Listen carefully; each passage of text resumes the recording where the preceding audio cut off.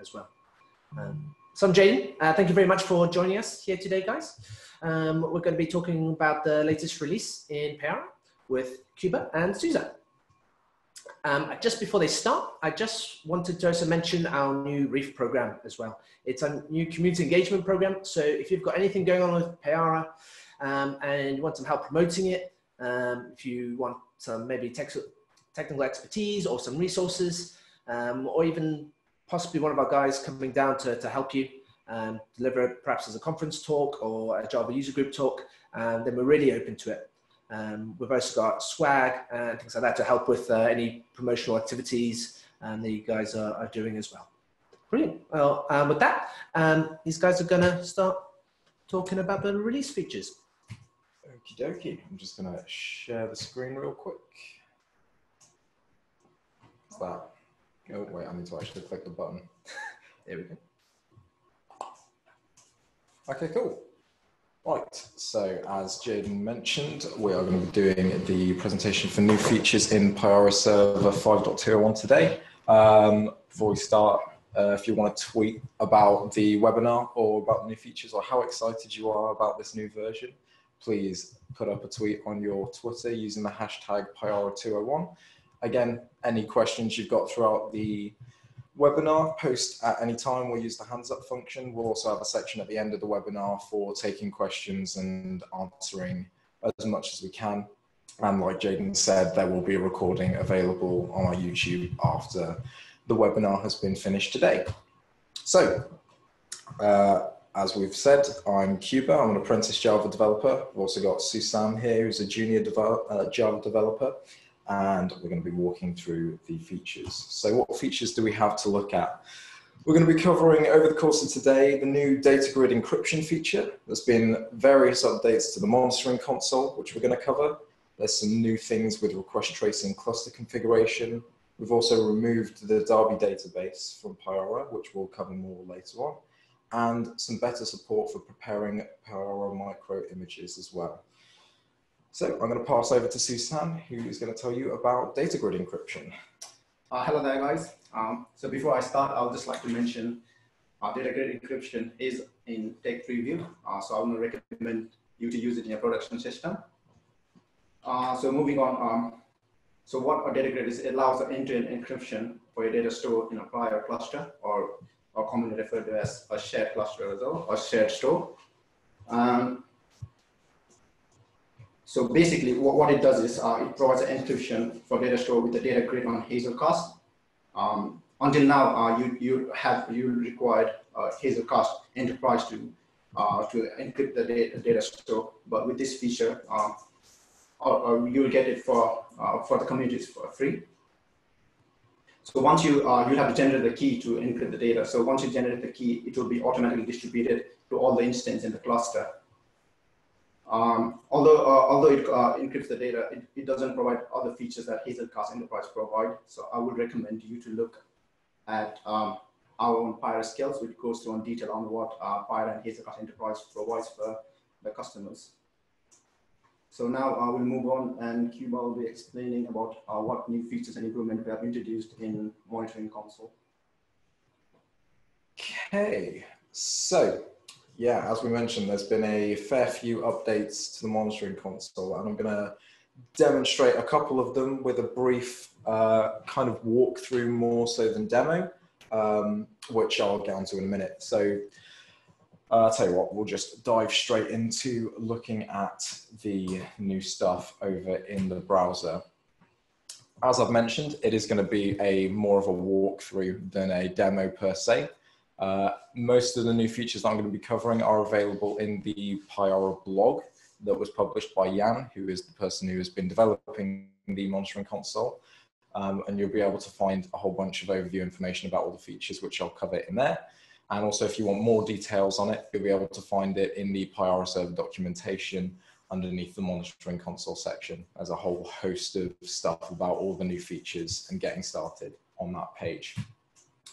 So I've already booted up the monitoring console as per the video that Jan has done on our YouTube.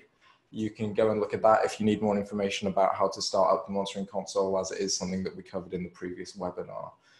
So the first thing I want to point out is the fun little feature over in the settings tab here of a custom color scheme.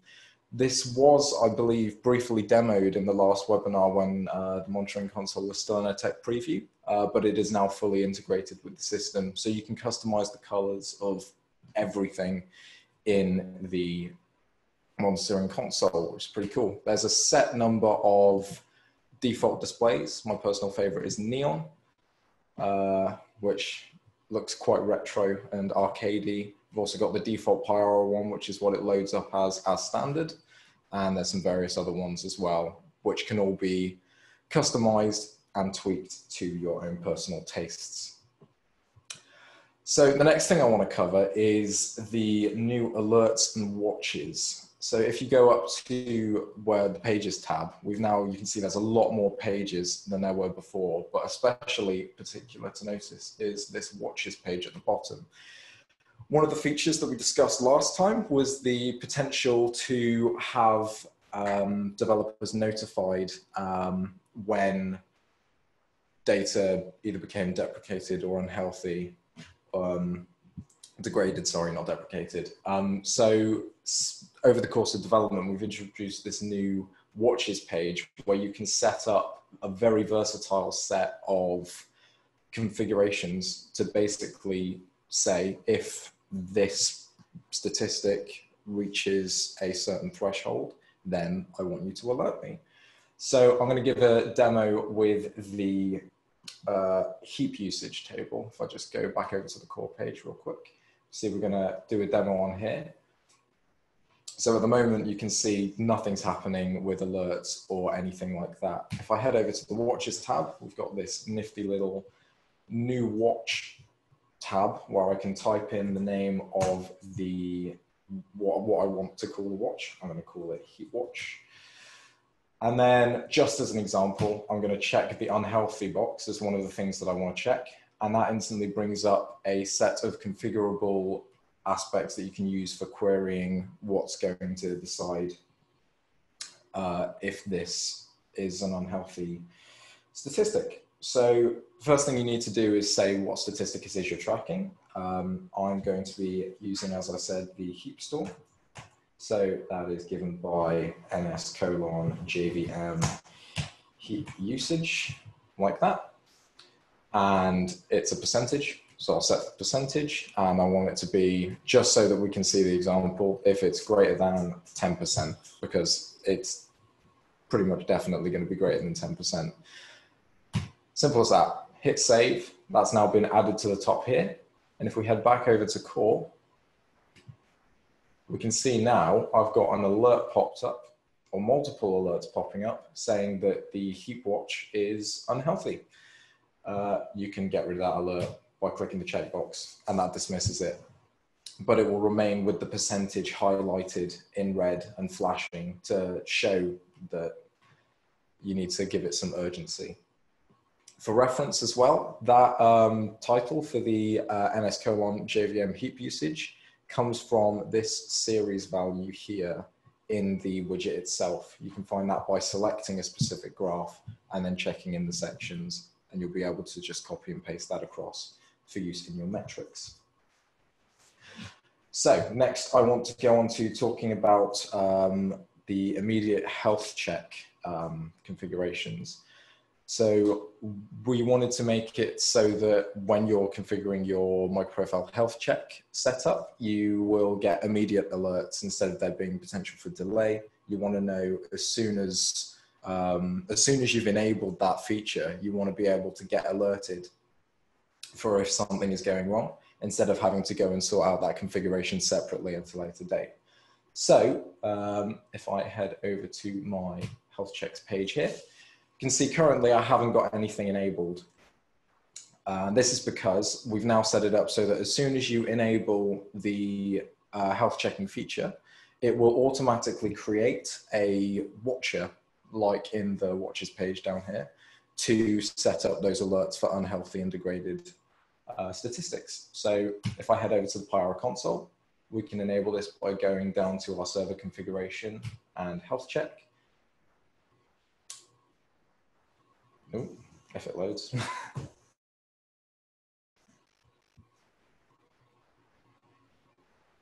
think I just had it left on the page for too long. Let's try that again. Server config, health check.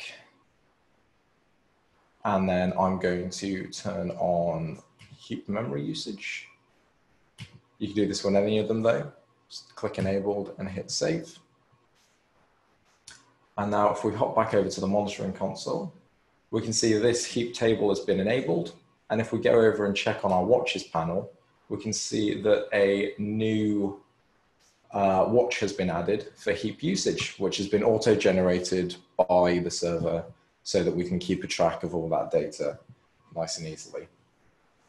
There is a similar thing in place now as well for slow SQL connections, which can be configured much in the same way through the JDBC configuration and the Payara Server admin console. And that's basically everything I wanted to demo with that today. Like I said before, you can find more information at the documentation page or in Jan's blog at the blog.payara.fish website. Hop back to the presentation.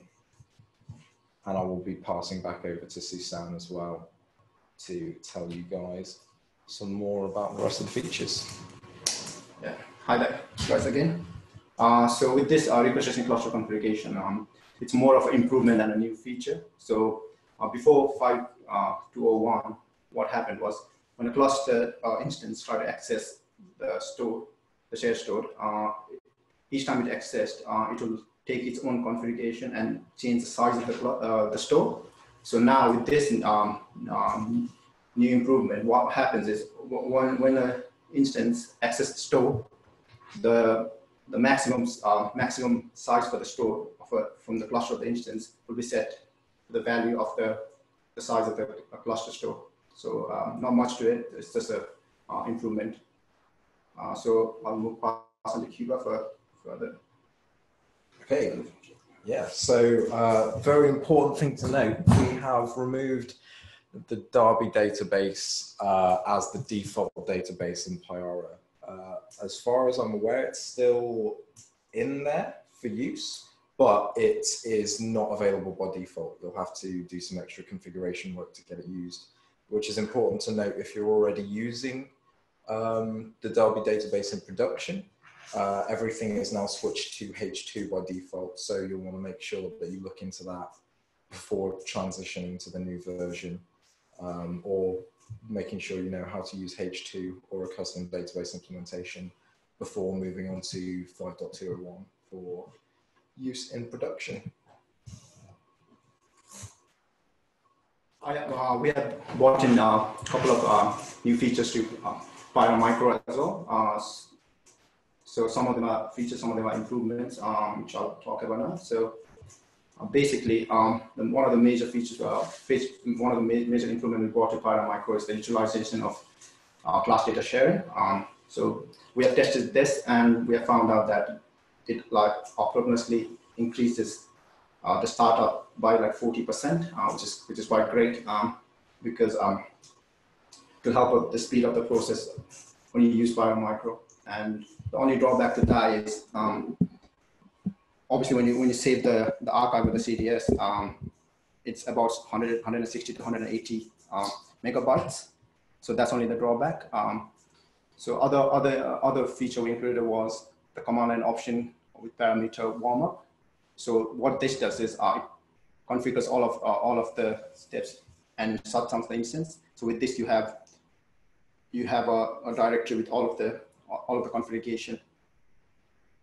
So once the configuration is done, you can just use it with parameter with the -- root directory, and you can just launch Payara Micro.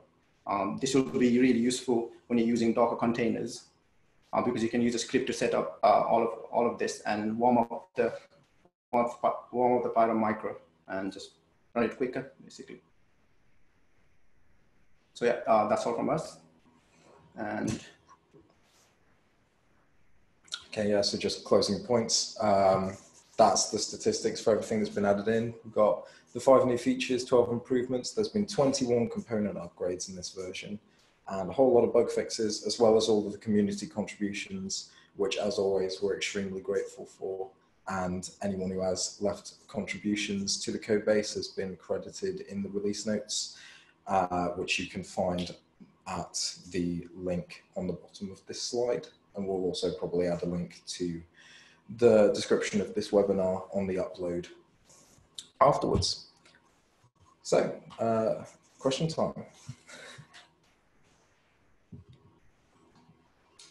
Yeah, feel free to ask any questions, guys, in the chat or in the Q&A feature. Let us know. If nothing jumps to mind straight away, feel absolutely free to send us an email or get in touch with us on social media as well. We're really active on Twitter, Facebook and LinkedIn, but particularly Twitter, we can normally get back to you pretty quick. No worries. Thanks, Edwin. Thanks, Josh. Thank you all for coming. So, like I said before, we'll put this up on online as well, and if anyone gets hold of that, should have it in a couple of days or so. Thank you, Martin. Thank you, Sam. Is this your first one? Yeah. Suzanne's first webinar, guys. Special. I would like to mention, if you have, if you do want further information, it's all available in the blogs regarding all the features. Yeah, we had several release blogs, I believe, this time. Actually, yeah, we had a couple pre-released, and we've had, I've got one coming afterwards, and then we had the main one as well. Cool. All right, last check questions. No, it looks like we gave them exactly all the information they required. Fantastic. Fantastic. Right, thank you very much, guys. We will see you again soon. Bye.